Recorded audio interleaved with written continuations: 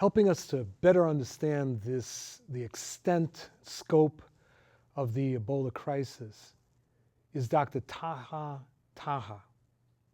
Dr. Taha is a professor of epidemiology and population, family, and reproductive health.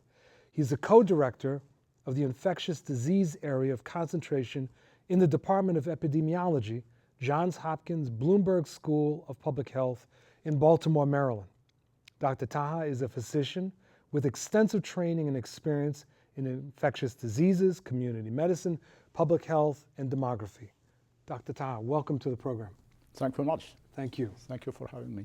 Could you give us some background on the epidemiology of Ebola? Ebola, it was known as Ebola hemorrhagic fever until recently, and now it is called Ebola virus disease. It is a severe disease, infectious disease, and often it is fatal. As we see from the reports today, of those who are infected, a proportion of over 80% would die. So it is an infectious disease. It is a severe disease. However, we know very well what Ebola is today. Since 1976, we have been through several outbreaks. And what is happening in West Africa today, we believe, is not different from what has happened in the past. It could well be more severe as far as the numbers are concerned, but we have enough experience about Ebola virus disease. Tell us, how does it spread? I heard President Obama assure the public that it's not airborne. How precisely is it spread? Yes, indeed, the major mode of transmission is not airborne. It is not like several infectious diseases we have seen recently, emerging infections that are spread airborne. However, Ebola is transmitted through direct contact, be that the patient or the secretions from the patient, any bodily fluid, be that urine, the vomitus, the fluids that come out from the body, any of these could be infectious. And the virus can remain infectious for a couple of days outside the body, as far as there is fluid and there is material.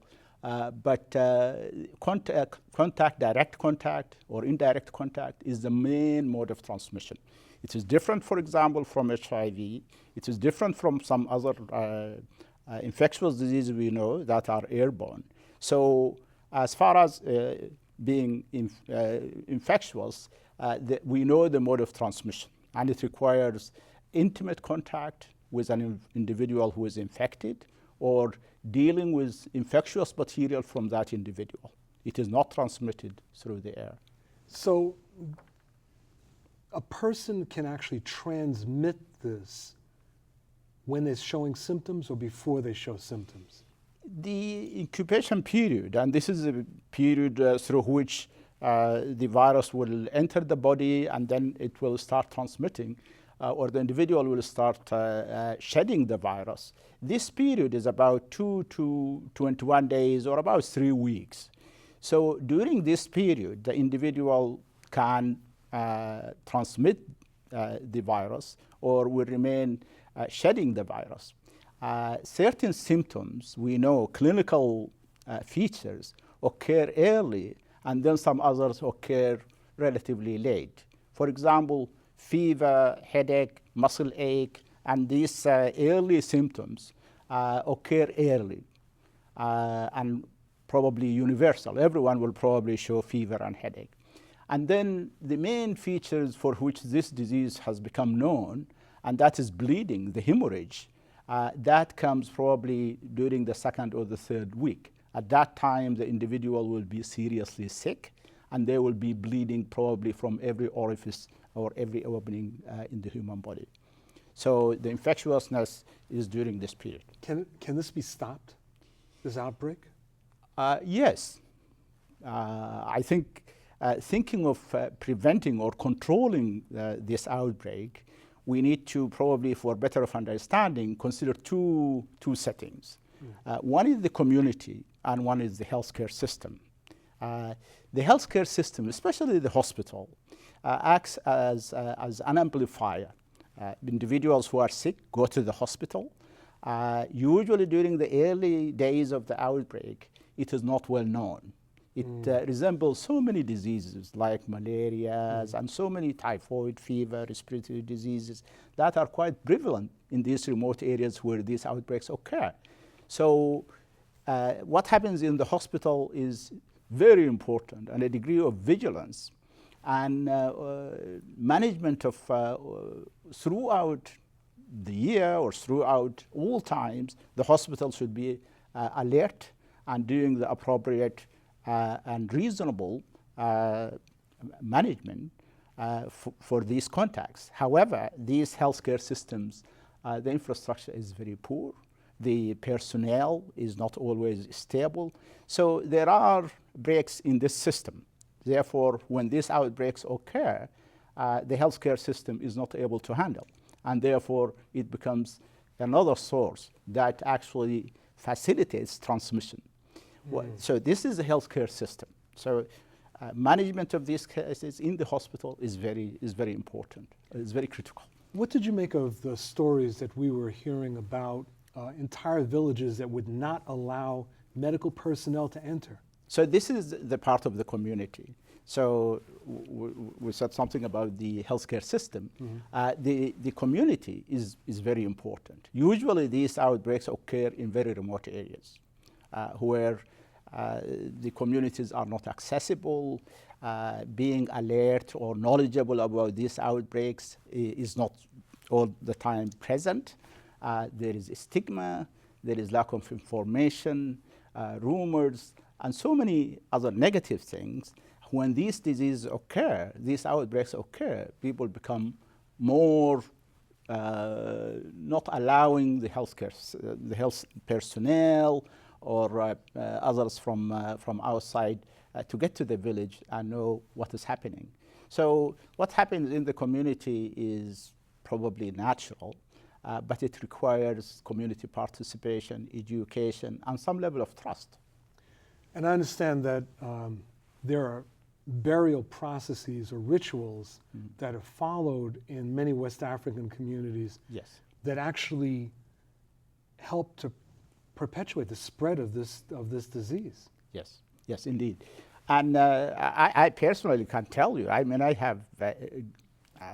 have greeted or I have managed one or two cases of Ebola. I have seen them.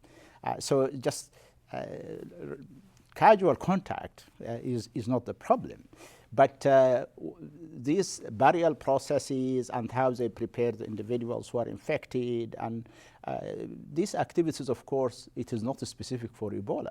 This is what they do all the time, that they take care of the dead, whether someone is not there or not. So there are certain rituals that these communities, and based on, of course, religious and traditional and so many other things, this is what they do all the time. So not, for example, preparing a case of or an individual who has died of Ebola in the same way might not be the norm.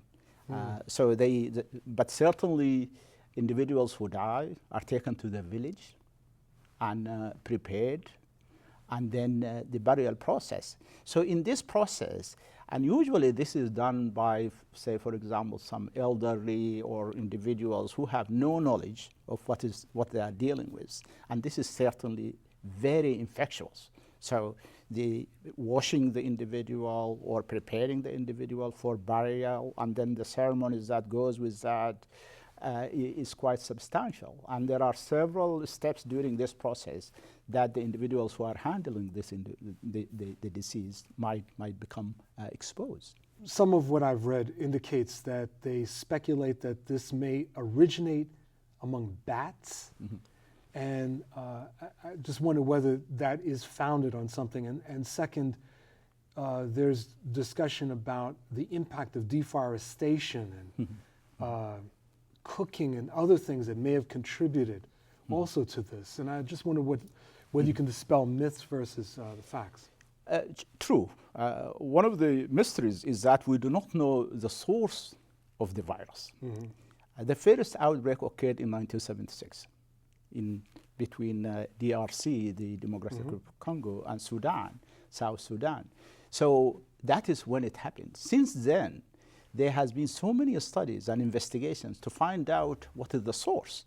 There are several animals that has been incriminated. One is bats, the fruit eating bats, and others, including monkeys, including antelopes.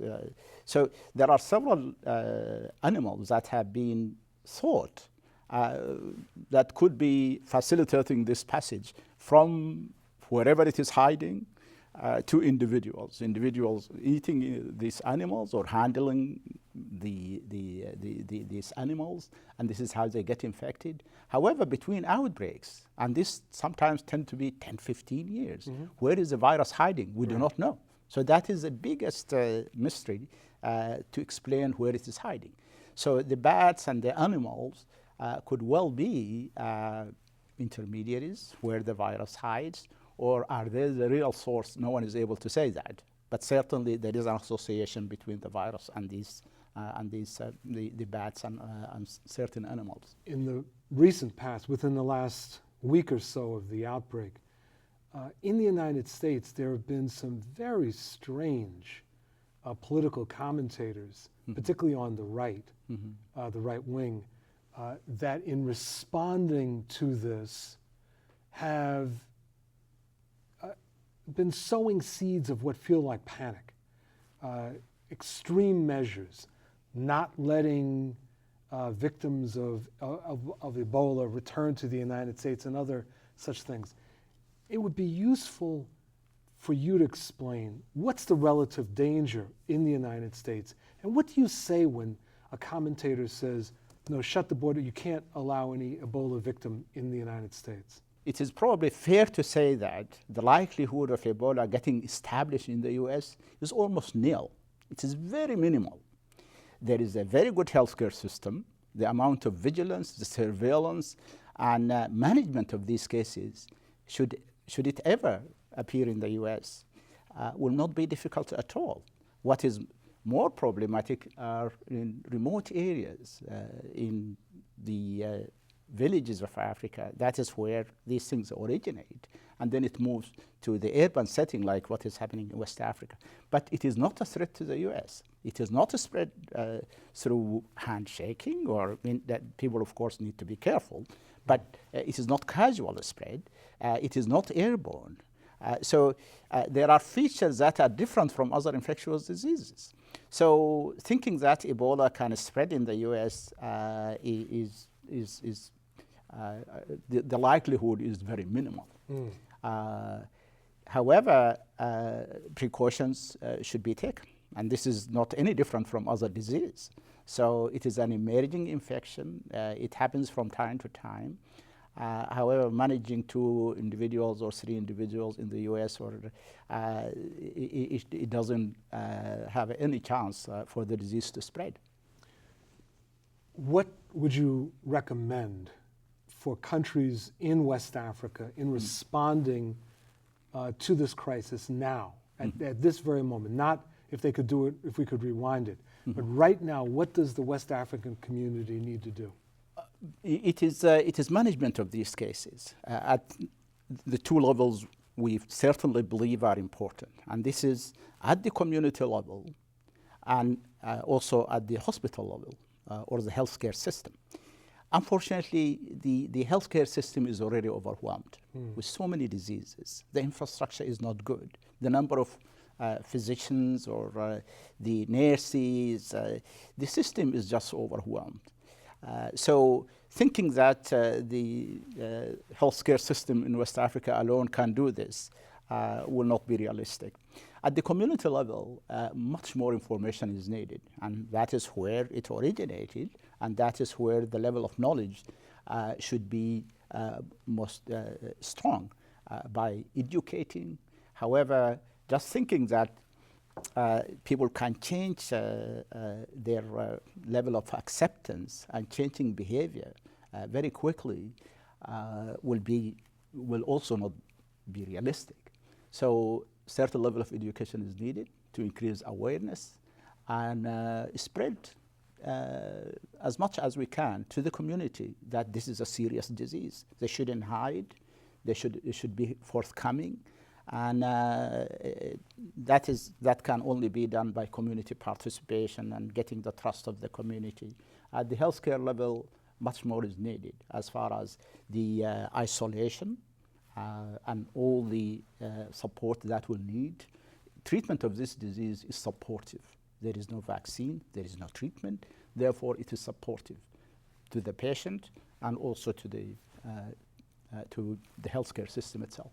Dr. Taha, thank you very much for this illuminating discussion and helping to dispel the myths and fears that are being propagated, but also grounding this in the seriousness of the situation facing West Africa.